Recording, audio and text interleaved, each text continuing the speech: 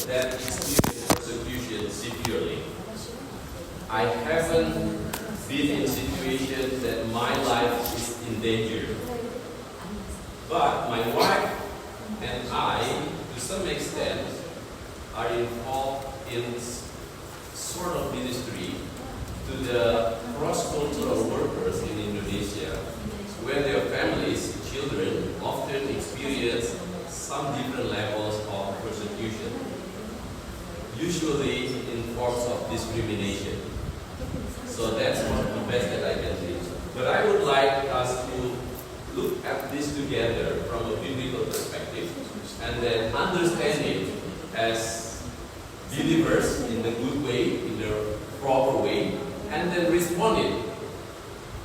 Lastly, I think I would like us to see how if we don't experience persecution, what can we do as family of God to others who experience persecution?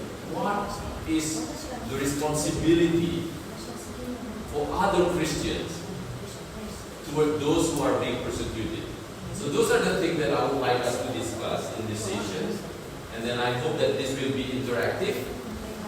Anytime during the talk, if you would like to raise your hand, just raise your hand. Yes, thank you, Kuya. It means just raise your hands. It doesn't mean anything. Okay? Alright. So, let me begin with this statistic. So, can you see there and read? Okay, great. So this is a statistic that I took from two different sources, but mainly from Open Doors. So this is the data from 2023. Worldwide, 1 of 7 Christians are being persecuted. This is the data. So 1 out of 7.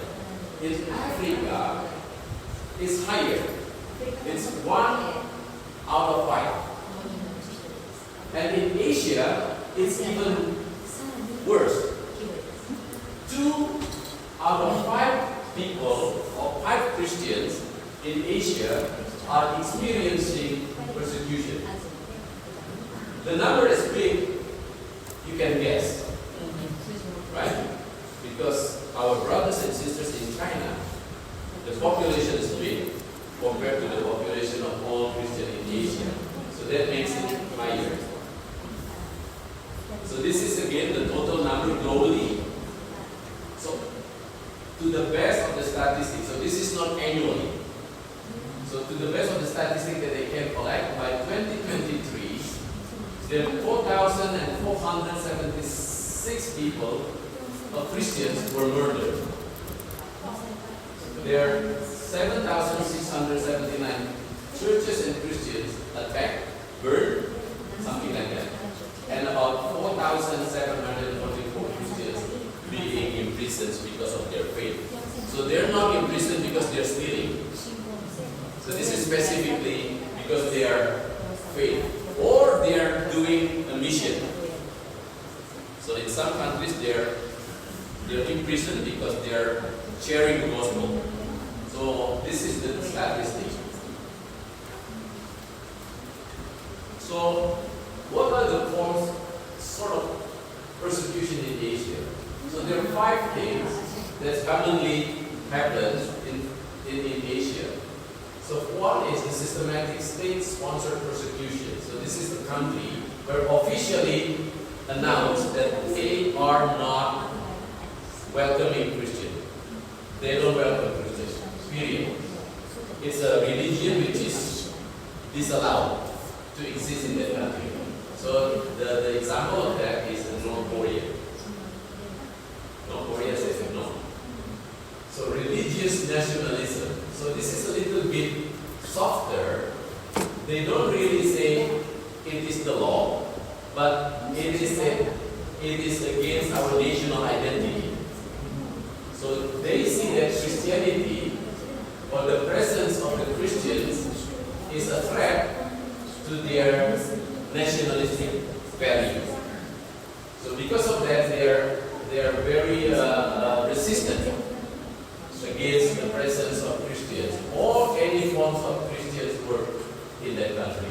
So many years, not too long ago, India decided to close all Christian organizations and to expel them from the country.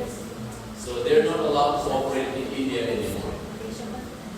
The third one is the Islamic oppression. So this is one religion that's very much known to be oppressive against Christians, particularly with strong Islamic legal and social system, where Christians may face restriction, discrimination, and violence. So countries like Pakistan applying this. Some states in Malaysia, like Kelantan, they apply this. So not the whole country of Malaysia, but some states in Malaysia. In Indonesia, out of 34 provinces, there is one province that is given a constitutional right to apply the Islamic law, and they have this right. Restriction on religious freedom. So this is limitation on worship, proselytization, and access to religious materials. So in some places in Indonesia, while it is not actually verbally or clearly mentioned in any law, but you can be reported to the authority if you are actively witnessing to the majority group. So there are cases like that. And acts of violence and discrimination ranging from physical attacks and property destructions. I would like to pause here for about 5 minutes to give time to my dear Kuya. So Kuya Josie. So many years ago we met when I was studying here, and we saw each other last night, just like maybe we look familiar. And Kuya has been working as the Open Doors, that they are actively working with the persecuted church in Asia. So I believe that his perspective, his experience working with the persecution in Asia will be very valuable for our group. So last night I spottily came to him and said, would you like to come to our workshop and share your perspective? So yeah, would you like to share with us? Thank you. Good afternoon. I worked with Open Doors in 1995, 1994, and retired in 2019. So for 5 years, I worked with Open Doors. My assignment was to work first in Southern Philippines among the Muslims, and then I was transferred to Colombo, Sri Lanka, Buddhism, and then to Bhutan. Are you familiar with the country Bhutan?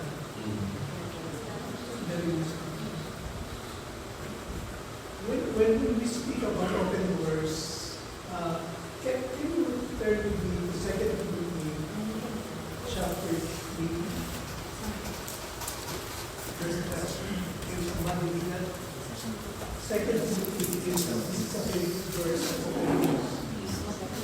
Second Timothy 3. Second Timothy 3, verse 1. Please stand up and read.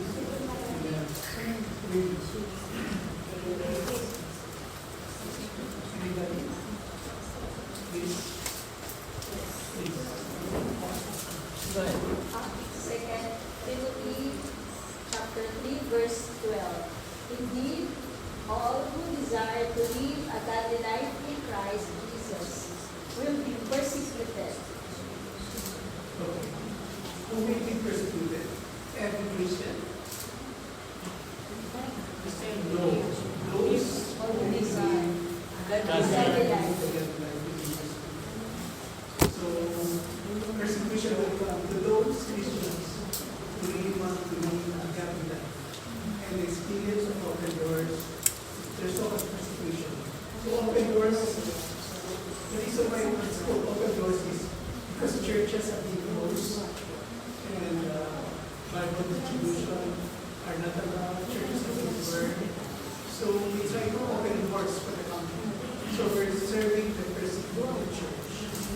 In terms of persecution, there's two kinds of persecution in our long term. First is the squeeze, the government is stopping. China would be famous for these. They will close churches. They will, smash. They will smash. It's a very violent in Colombo. They will burn churches. The Buddhists, the fundamentalist Buddhists, because not only that Muslims are being radicalized, also Buddhists. So it's a trend that is really fearful for the Christians. So that will be the smash type. And there will be the squeeze. Squeeze is more gentle.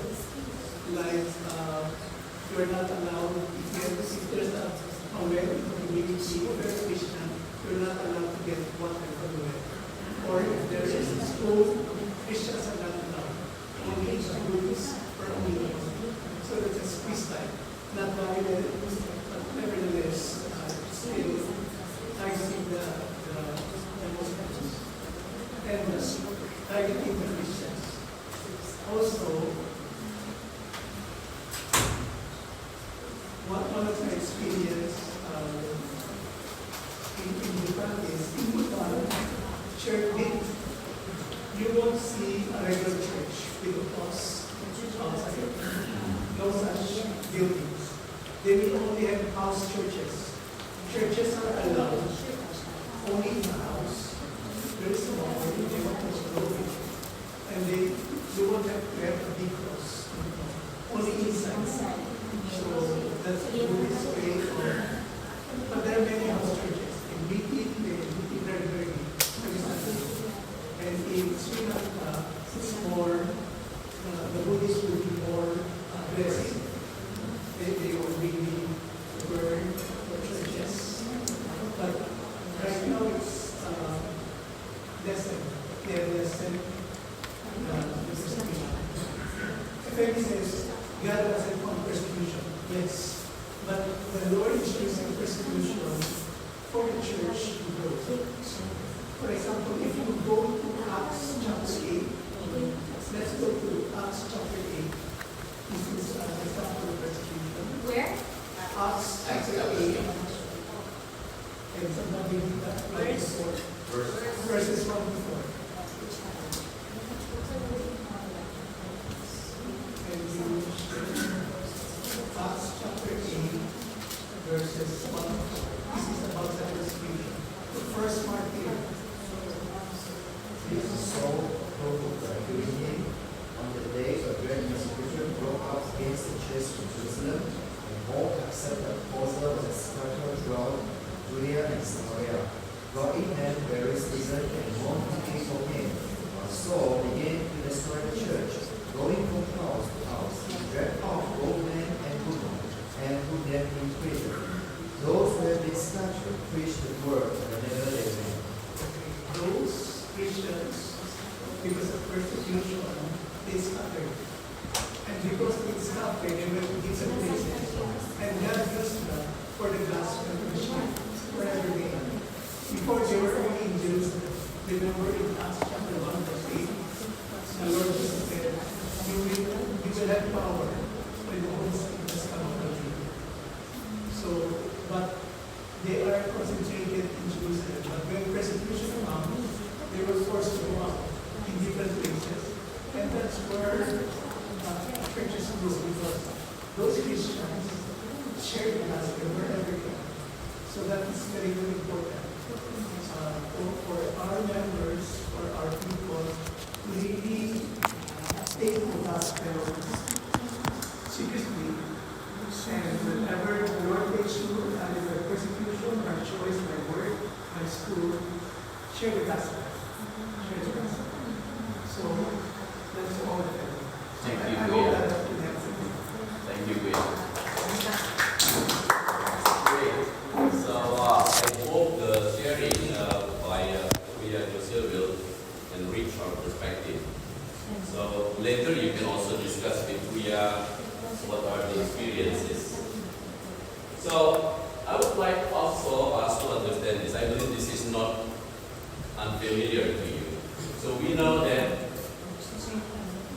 without the crucified Christ nailed on it, a cross is a symbol of an absolute power which was used to spread terror and fear to those who are being oppressed. So that is a symbol of power, using by the authority to make sure that they're not trying to overtake the power from them. Crucifixion is believed to have originated in Assyria and Babylon, and so on and so forth. If you read this, one of the very surprising things is that this symbol of persecution, this symbol of absolute power and threat and terror was chosen by Jesus. It was to this cross that Jesus was willing himself to be sentenced to death. So this is a symbol of terror, symbol of fear spreading. They want to make sure that no one is trying to fight against the government, the kingdom, and so on and so forth. So it's supposed to make people to be afraid.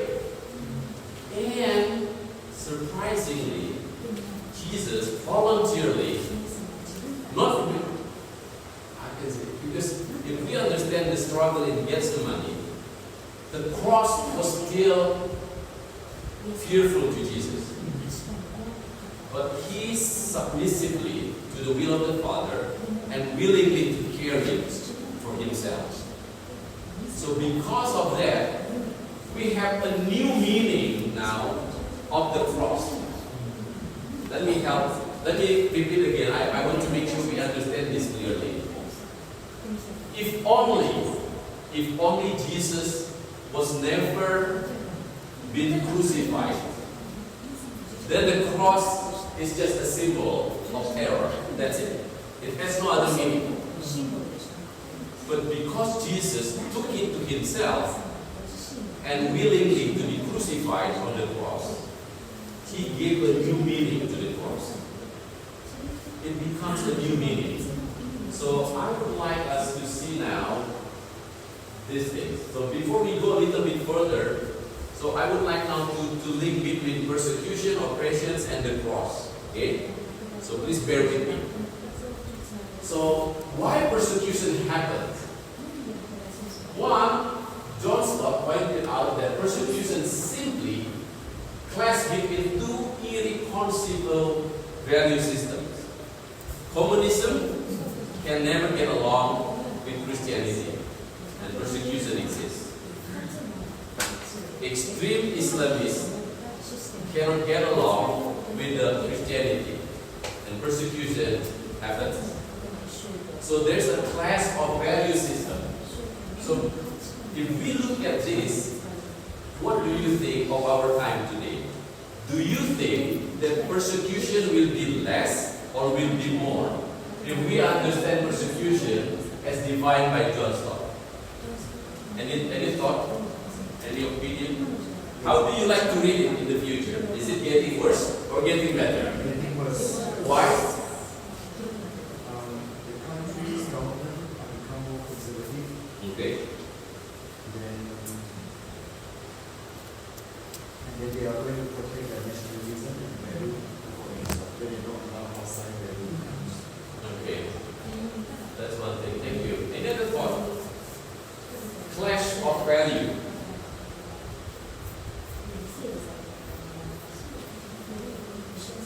What's the value system of our time today? That's very common. Okay, let me give you an example. Despite the issue of human rights, how about the country or nation stamp the official rights of same-sex marriage? And then we say that it's against the biblical values. That's a clash of systems, right?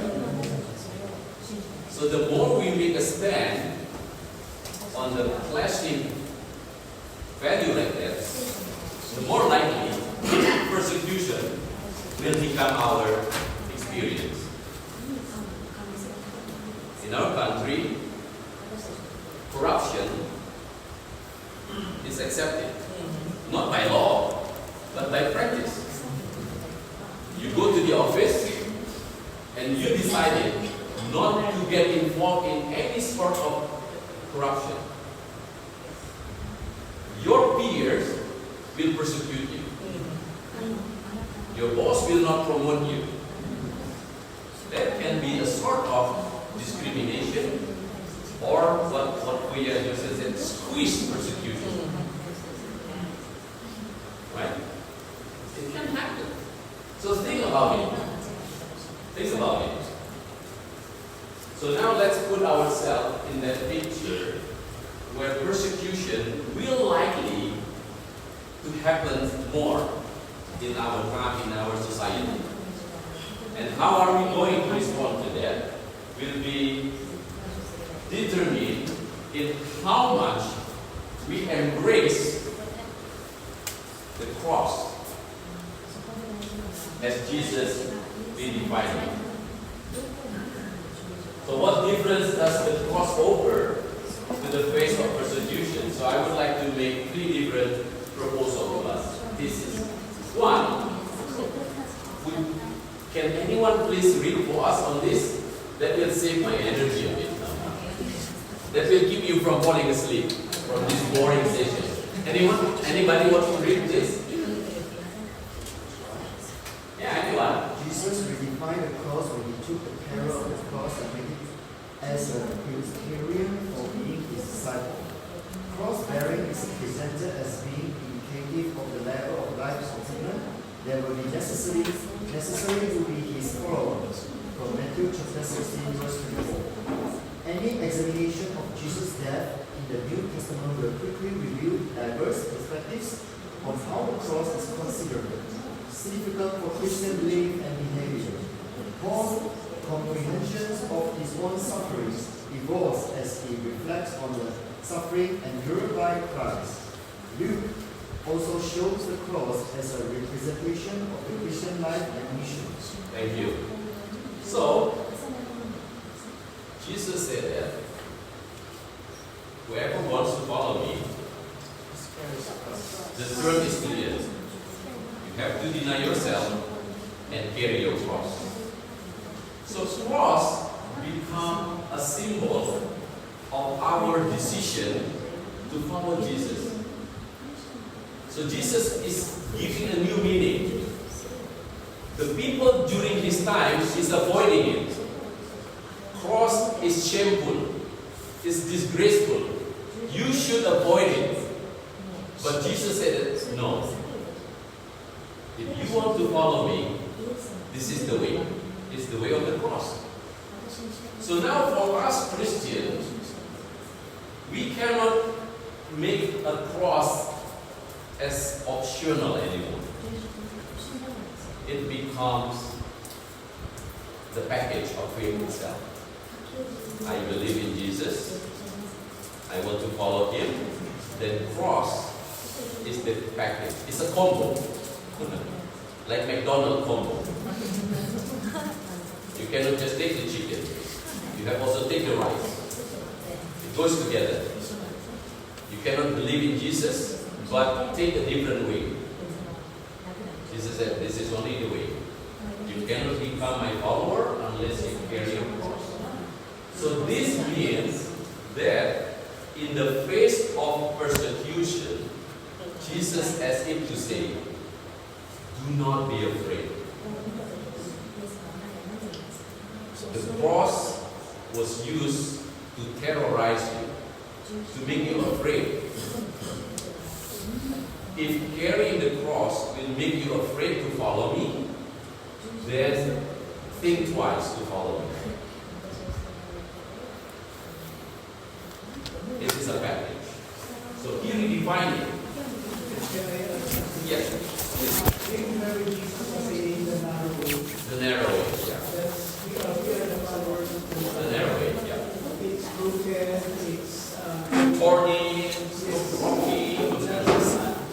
for us, the path to hell is Wide and yeah. Tall roads. Thorny, spiraling. Exactly. True. Thank you for that. Secondly, now this is a little bit, I don't know, you may disagree with this after this, it's fine. Jesus, the cross, at the cross we are forced to face. Is somebody else please read? Sorry. Anyone like to read this? At the cross, we are forced to face and deal with the hard questions regarding the doctrine of the divine impassibility. Our objectives to the passibility of God has to be dealt with argument of God's freedom to choose. What if, on the cross, God was willing to choose to suffer, a choice which He deliberately opted out of His divine eternal love? On the cross, we find the God who genuinely bear the pain of unjust treatment. Yeah, we can stop here for a while. Anybody knows what is impassibility? If you do not know, Mr. Google or ChatGPT can help you. Would you like to check?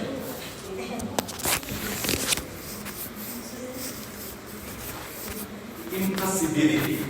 What is it?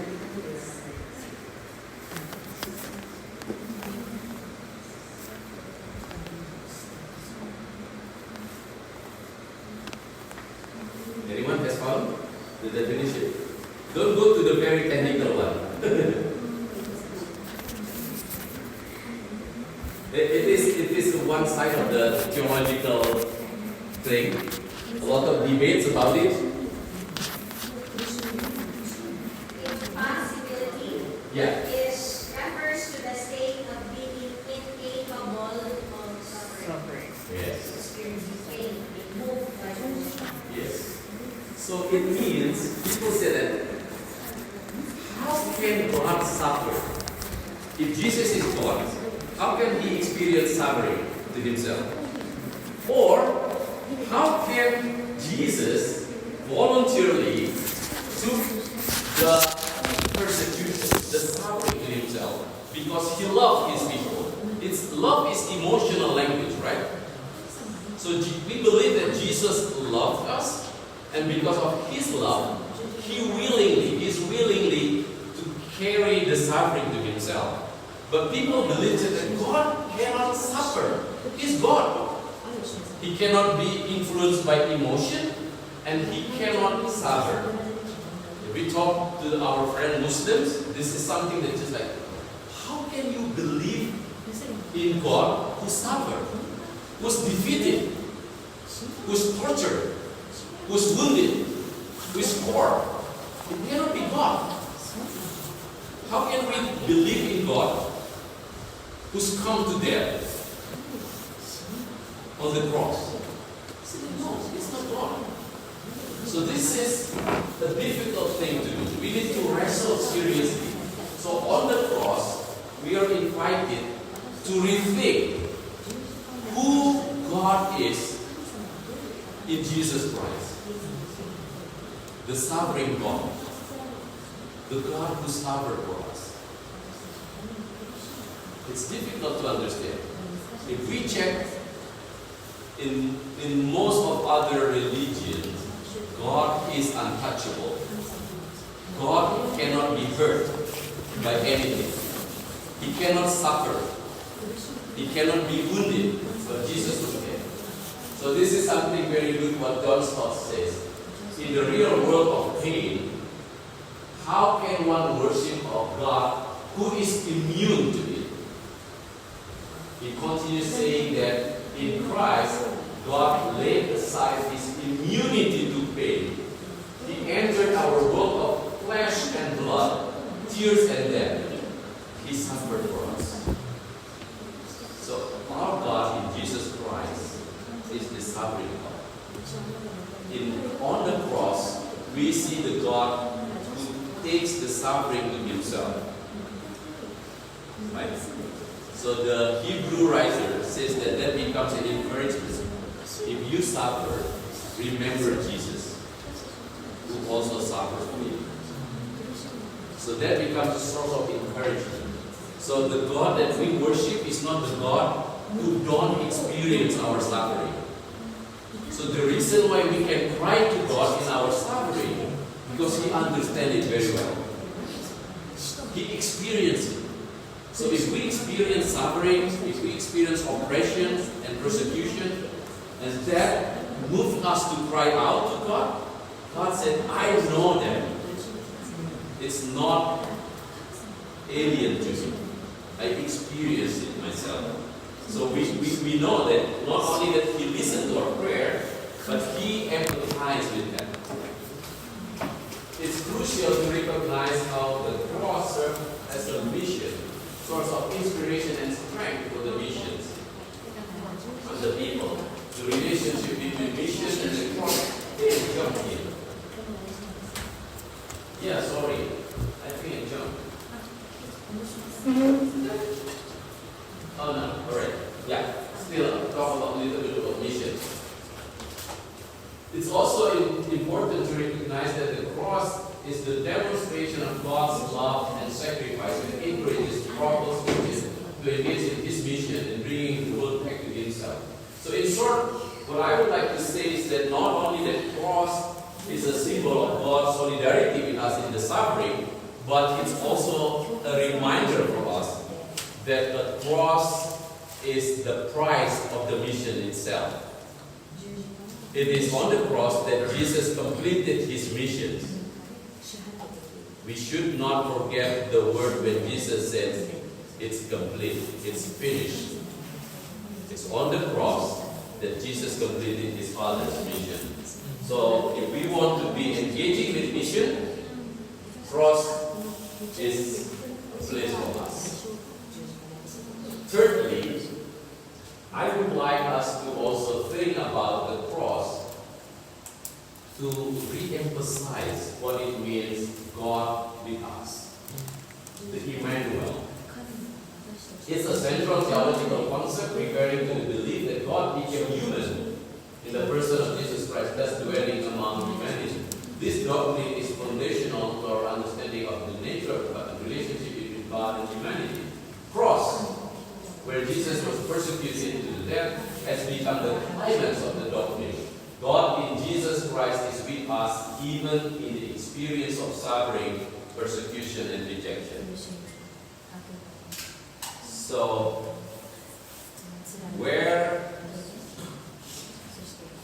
if we remember, do you remember Philippians 2? The song of emptiness? So it's a journey, right? He is God and took the form of humans and goes down. And that journey of downward movement, where was it ending? So the cross. So, cross is actually the climax of incarnation. So Jesus shared our humanity not in the middle level, but in the lowest level. So that is the worst thing. Even if we remember that according to the Romans law, not everyone can be crucified. Only two types of person can be crucified. One, if you are evidence of trying to overthrow the power of the emperor, you will be crucified. It doesn't matter whoever you are. You can be a general, you can be whoever. Or, secondly, if you are classified as what you call it, humiliores, less human, slaves, you may be engaging with a certain level of criminals, action, not necessarily a threat to the emperor. And if you are a slave, you can be persecuted. If you're not a slave, you cannot be persecuted. You remember one time Paul was almost persecuted, and it's just like, excuse me, I'm a Roman citizen. It's just like, seriously? Yeah. And then they stepped back. Because he was not a slave. Right? So Jesus said that this is very important. God is with us to the lowest of our experience. There is no experience of being human that God cannot be with us. It's very important to remember that. Now, let me pause here. Do you have any response of the three things that I have just shared with you? I don't want to continue and then you. kind of like, wait a minute, anything else? Is there anything that came to your mind that disturbs you, that bothers you, that challenges you?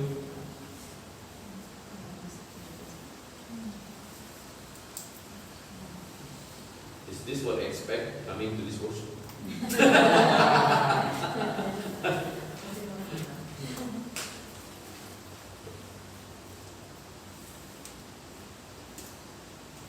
Good?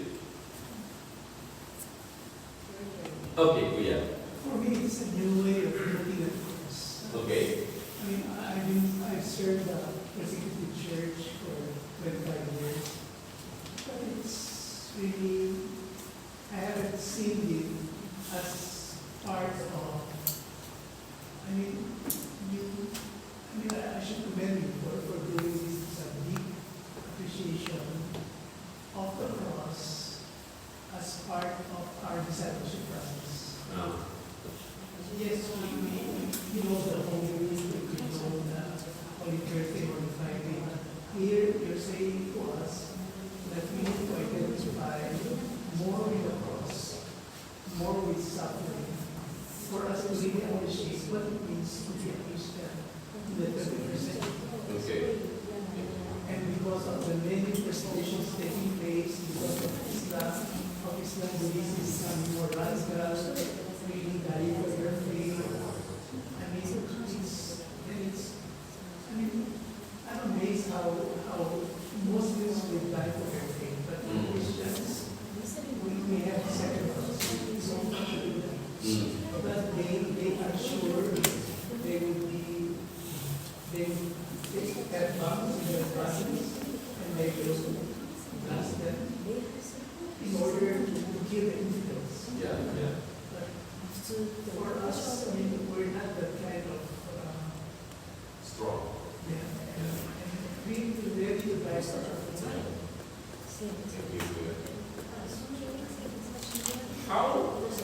How do we understand persecutions and submissions? How can I explain this? To some extent, I mentioned earlier in the beginning that persecution is not good. Talking from the standpoint of the law system, the legal system, persecution cannot be accepted, right? But on the other hand, there is a little bit of indication as if Jesus would like his disciple not to fight back if you are persecuted. What's your opinion on that? How do you reconcile it? Get the point? Yes. Okay, so let's discuss. So how can we reconcile that? Jesus seems to be pacifist here. To some extent, not only that he can fight back, that was the expectation of the disciples. And that's the ridicule of the people. Hey, come down. And we believe in you. I don't think it's too difficult for him at the time to come down. He can easily come down. But that changed the whole history. And our destiny will be different. Thank God he didn't use that power. He chose to be passive. So let me hear your thought. Let's hear your thought. How are we going to place ourselves, our citizen right, and our Christian identity in the face of persecution? And in fact, it's good to hear from countries where things are difficult. Our ABCD movement, maybe. Sorry, what's the question again? Can you repeat The it? question is, how are we going to deal with the tension? To some extent, we believe that there is a constitutional law. There is the birthright, that I have a freedom to choose what I believe. And that should be protected by the country. But at the same time, when you are persecuted, Jesus said, don't need to fight back. Be submissive.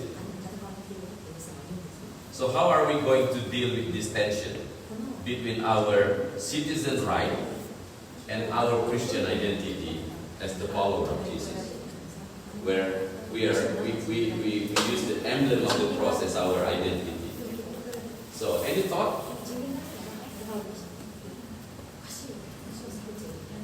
So, in your context, China, okay. Can you help us understand? How do you feel in the tension between I want to have a freedom to worship Christ, to worship God, but at the same time you know that I'm a follower of Jesus. So, and then this guy from Indonesia saying that, oh, this is the cross, just follow Jesus. So, I think we should fight, but our weapons are different from. okay. And actually, I know one house church in Beijing. When they experience persecution, it's easy to voices want to obey the government to do everything underground, and the other voice to fight back by the law or make the church separate. So I think there is not one answer. Not one answer. Yeah, so it depends. On the context. But as a church member, I will respect the leaders, their decision, and they pray and they hear the voice from the Holy Spirit. Okay. So I think it's conditional. It's not It's not black and white. It's conditional. So can you share with us what are the common considerations to choose between, not necessarily choosing, but when you decide to say, I need to fight, what are the considerations usually? We need to fight. We find the Christian lawyer. We ask for the public way, the law, but it's sometimes limited. Okay. Yeah. So maybe our attitude is stand firm. We do everything still. Yeah, and maybe change the place or something like that. But we won't stop. That we won't stop to the Sunday service. We won't stop spread the gospel. We just fight directly. Okay. Yeah, thank you. Yeah, thank you, appreciate that. Any other thought? What about your context? Would you like? Would you like? Because I think from all movements, you are in the movement where your freedom is somehow restricted. So if you would like to share, if not, we will still wait. Yeah, actually, I've never been in the severe persecution as well. So normally I just heard from the pastor in your church and also some trusted people and the way they handling the persecution. In Vietnam, if we want to handle with the persecution and we connect with the freedom in choosing a God to worship, it depends on the kind of people who try to persecute us. It does come from the citizen. Actually, we could not use the freedom in right to worship God, but because they persecute us, because they hate us, so they want to fight us or something. But if the government comes, we can use that. We have the right and freedom to do it. Because the government would not try to fight us or try not to do something so severe to us, but they just trying to stop us from worshiping the Lord Jesus. Okay. But if the persecution come into the people or actually the people in the village or something, that would be so dangerous for us. So that's why we need to run away, or sometimes we need to. I also never heard someone who tried to fight again, but normally they just run away. Okay. And just sometimes we just endure what they suffer. That's it. Thank you. Appreciate that. Yeah. So this is something that, okay, Okay, 5 minutes left. I think I'm happy I can finish this session. Sorry. So this is interesting. I think we need a lot of wisdom to deal. I would like also to think about this, my friend. In the Bible, in the Gospel at least, there are 2 occasions that Jesus identified himself with others. One is in Matthew 25, when there's the final judgment, right? The story of his separate people, the goats and the lambs, right? Those who does good and the bad. So he said to them on the left, "You're dismissed from my presence, because when I'm hungry, you don't feed me. When I'm naked, you don't clothe me," and so forth. So this is the occasion that Jesus made himself, identified himself to the poor, to the hungry, to the oppressed, to the left, to the forgotten. The second occasion is when Jesus said that to Paul. His name was still Saul at the time. When Saul, that was read by earlier in Acts. So Saul was chasing the Christians. On his way to Damascus, Jesus appeared to him and asked him a question. Speak to him.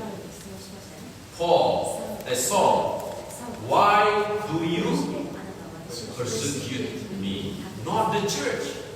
He didn't say, why do you persecute the Christians? He didn't say, why do you persecute the church? He said, why do you persecute me?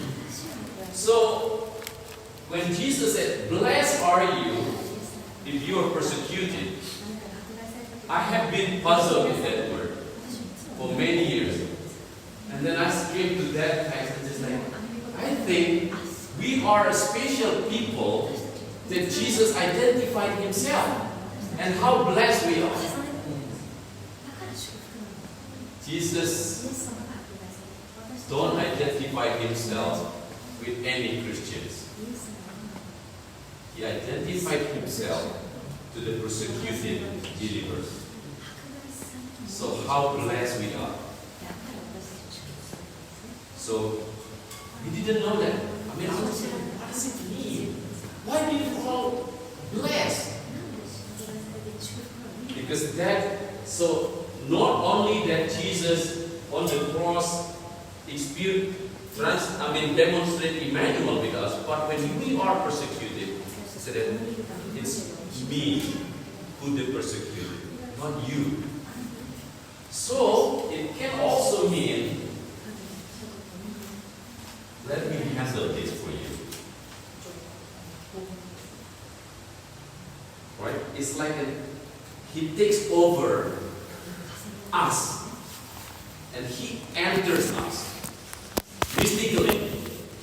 And then he said that if this is too hard for you, let me handle this for you.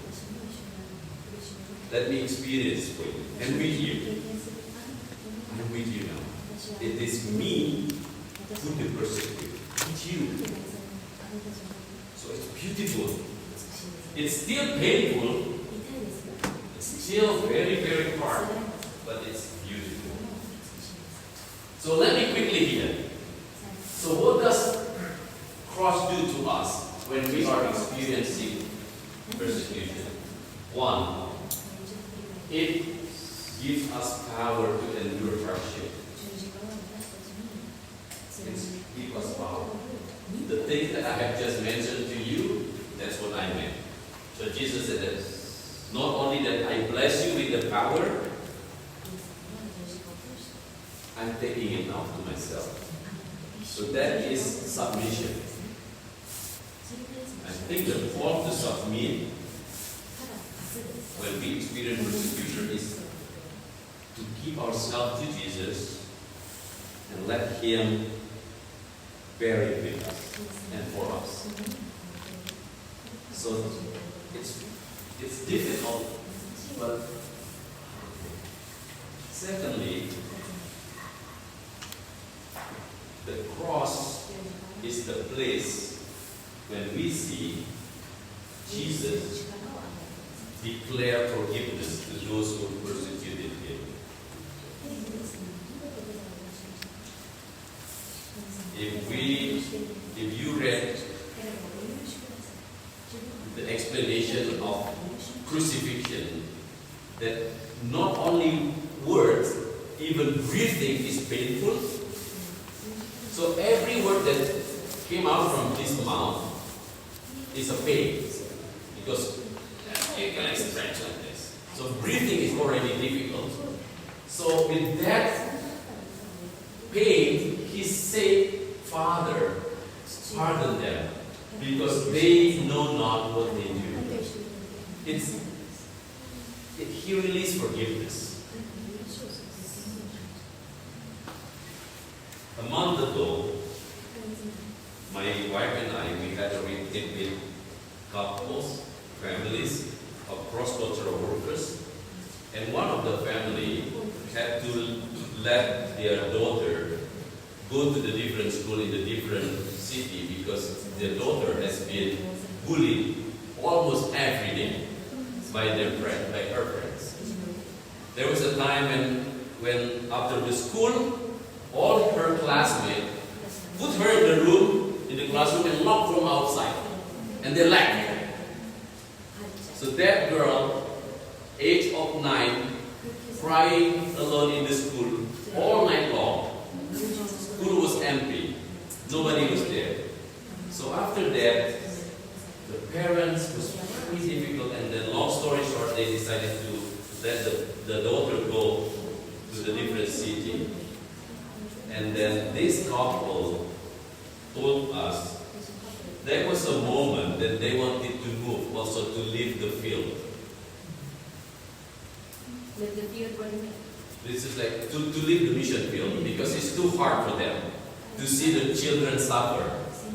As parents, we can endure hardship, but if that happens to the children, that's harder as parents. So they wanted to quit. And then the moment when they decided to continue is when they come to the point when they read this. Jesus forgive the oppressor. So they forgive. But they finally also send the daughter to the different city. But they said, like, we need to forgive them. We cannot serve the people whom we cannot forgive. When he said that, wow, it's hard, yeah. So he just like, so that's something that he said that I remember. He said, we cannot serve the people whom we cannot forgive. And we cannot forgive unless we have Jesus in our heart.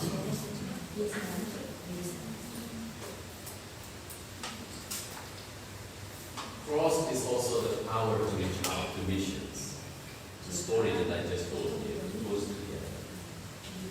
Jesus said, as the Father has sent me, so I send you. The story of mission, the Father sent the Son, and the missions, as I mentioned earlier, end on the cross. Also resurrection, of course. But the missions was declared completed on the cross when he said that has died, right? It's finished. It's completed. So, as the Father has sent me, so I sent you. He sent us to the same journey. The story of mission is the story where God sent us to follow the way of the Son. We cannot run away. This is a very interesting story about Dietrich Bonhoeffer. So on April 5th, 1943, a young Lutheran pastor named Dietrich Bonhoeffer was arrested by the German Gestapo, along with two of his friends, for being involved in a plot to assassinate Adolf Hitler. 9 months before his execution in Klosterburg, Bonhoeffer wrote a letter to a friend, which he made an interesting observation and the presence of God in the world. This is what he said. Only the sovereign God can come. We're very thankful that our God is a sovereign God. I said earlier, it would be different to pray to God, crying out of our persecution, of suffering, and He never understands it. He don't experience it. But it would be very, very encouraging, a relief. We can cry and say, Lord, why this happened to me? And that He understands, I know. The same God who once cried out, oh God, why do you forsake me? Why have you forsaken me? That God is the God to whom we can rely when we face suffering, when we face oppression, when we face persecution. It's an invitation to be submissive to His power. We believe that in His grace, in His plan, He can bring something good out of the brutal pictures of persecution. We don't know how, but I'm always amazed to see how creative our God is. And sometimes we're surprised by the things that He can bring out of that ugly thing. And at the end of the story, it's like, how can you do that? It's a aha moment. From the why cry to aha. And that will give glory to God. So, welcome to the journey.